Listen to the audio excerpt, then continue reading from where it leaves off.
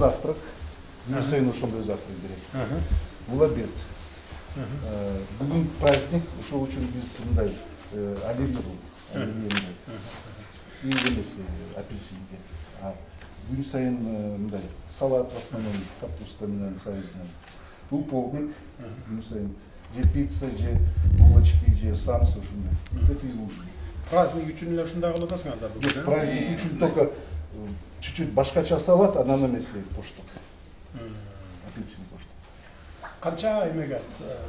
Бир күндө канча сомго эме бересиңер тамак? 110 сом. Бир күндө балдар 110 сом. Бир күндүк нормасы. 110 сомго анан ушуларды берип атасыңар аны. Бул эмес берки бул помощник бар да. Жардам менен. Негизи мындай кыйныры. Жака көп менен келет. Жардам берет. Кошумча. Кошумча жардамга карабаш керек да, кошумча жардамга карабаш керек. Балдарга тамак жакшы бериш керек.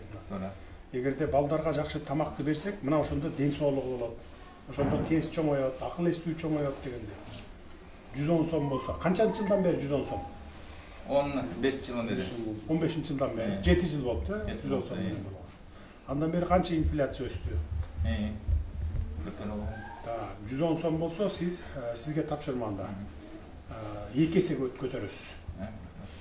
220 кыласыз. Бир жуманын ичинде өкмөттүн отурумун кыласыз, уюштурасыз, сунушуңуз менен келесиз. Бир жумадан кийин менин колума 220 болду деген, күнүнө 220 болду деген токтомдун көчүрмөсүн бересиз. Жалпы канча эмеңиз бар сиздин деги республика боюнча? Бизде 16 эме бар, интернат бар. 16 интернат бар, детдом. Бардыгы ушундай, бардыгы орлар, плюс жанакы карлар бар бизде. Өкүн береги. Бүт барына питанияга көтөрөсүңөр 220. Неме боюнча канча бар?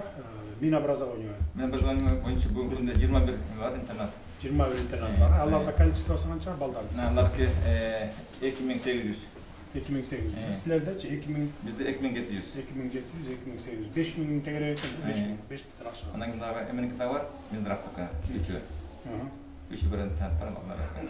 Бүт барына питанияга көтөрүлөт тамак. 2 саат көтөрүлөт. Тамак. Мен кирсем. 110 эмес, 220. Андан 110го кантип тоет бир күндө?